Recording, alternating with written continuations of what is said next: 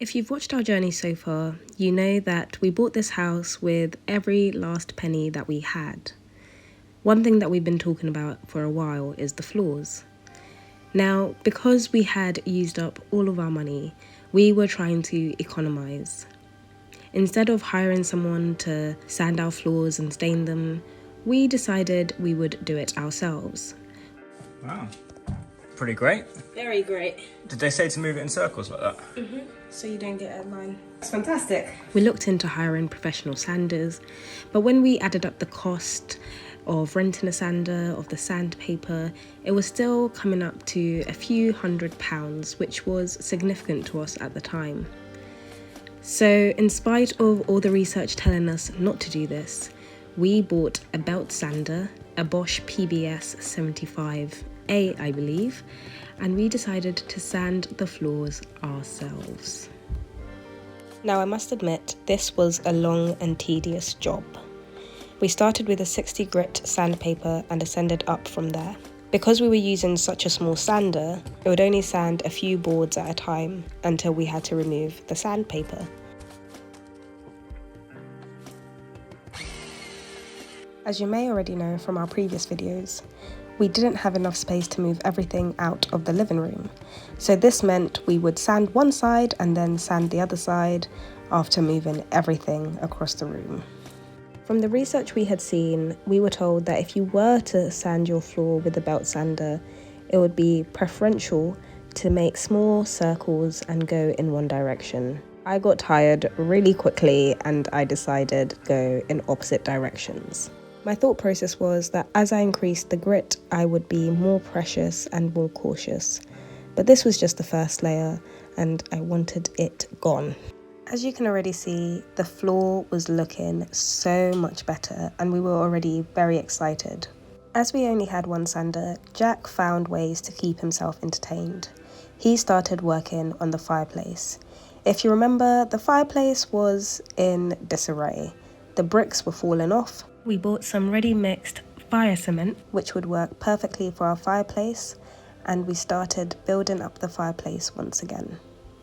We swapped jobs for a bit and I helped out with the fireplace.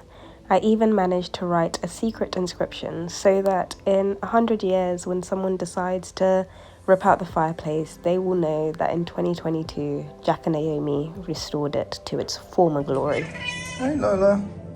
Hey honey. 2/3 of the floor is done.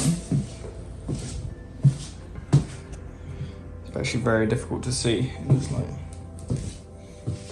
so we've got this area to finish off.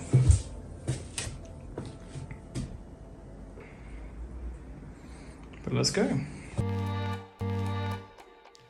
If you're loving our content, make sure to like, comment and subscribe.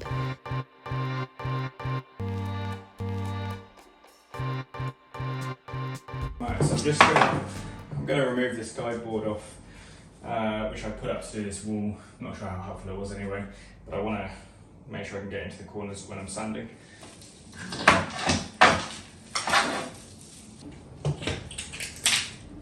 So we didn't do much at the top because, as it turns out, this wall isn't actually straight. But down here it's worked quite nicely to give a good edge. So I'm hoping I can smooth this edge out to make a good finish. But to be honest with you, we're kind of just back where we started before I knocked the wall off.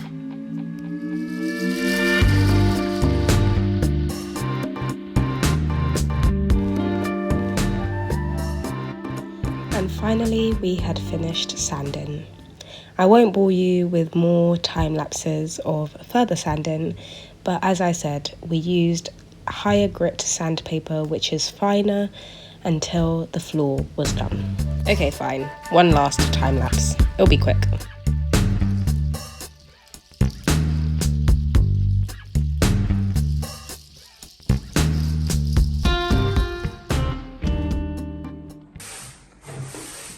Finally preparing for filling. Fill.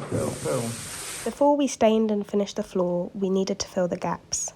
Filling the gaps would ensure that the warm air would stay in the house during winter and save us money on our heating bills.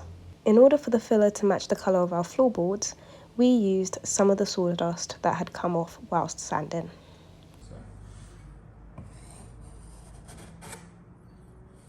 yeah, you want to take it off the wood basically. So you want to leave it just where the hole is.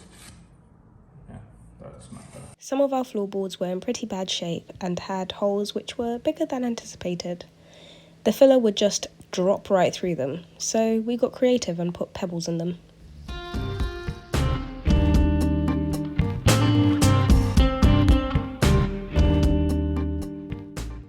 With the floor primed and ready to be varnished, we just had one big job: getting everything out of the living room. Now, as we've been saying, we had no space. So we did what any sane person would do and wrapped up our belongings, put them in plastic bags, and left them outside. I mean, it was summer, but I don't really know what that means in England because, well, it can rain at any time. And Lola was having lots of fun with her new toys that she found outside. Lola. We thought we could protect against the elements, but we didn't expect a Lola. We can protect against our own cat. She's so naughty. I genuinely don't think we're going to be strict parents. We'll just find our kids amusing. Things were coming together. We had finally finished cementing the fireplace and it just needed a fresh coat of paint. It finally needed a fresh coat of paint. With our furniture chilling outside, we decided to seal the floorboards.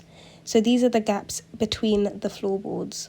Again, this was to ensure warmth and to ensure that heat did not escape the room. Pull that spring. And then push it. Push the spring. And then push that back in. Yeah, come on. No, just pull this spring, honey. Let go of that arm, yeah. Yeah, so now you use that to squeeze it. We tried two different methods. The first was using masking tape and the second was just doing it freehand. We found that when we did this freehand, we had a lot of mess running onto our newly sanded floorboards. I think that looks better, doesn't it? So we had to put masking tape on all the floorboards and then seal it. It was a tedious job.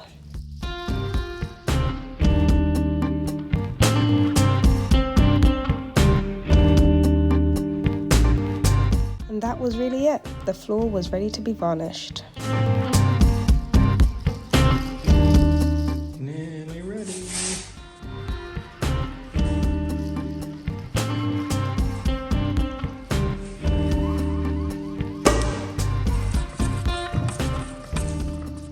We had chosen Osmo Polyex oil to finish off the floorboards.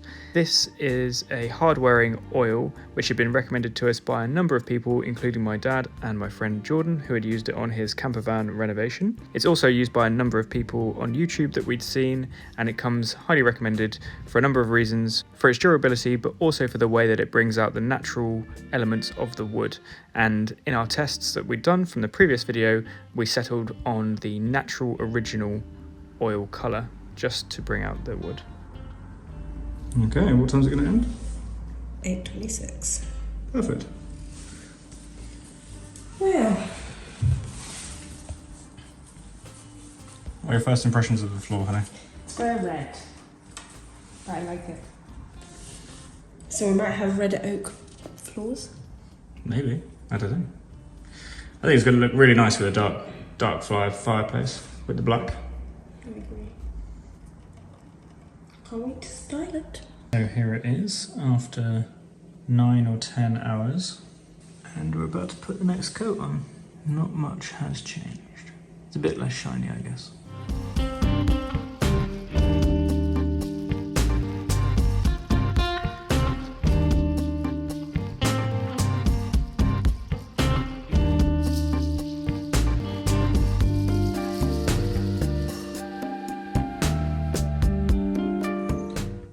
Second coat done. So, starting by the door, let's inspect.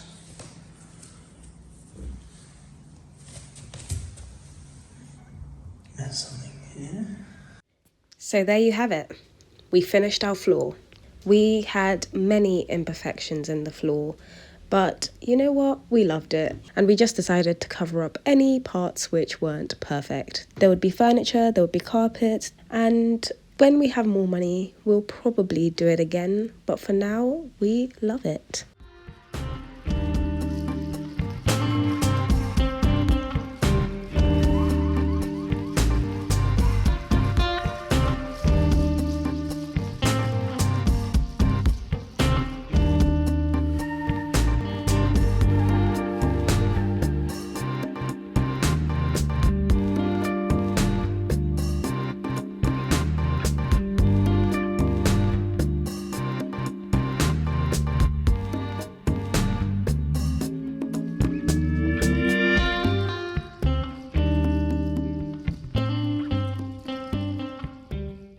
Thank you to everyone who has watched, liked and subscribed, and thank you for all your comments in our previous videos. Here is some Lola lovin' for all of you who've stayed till the end.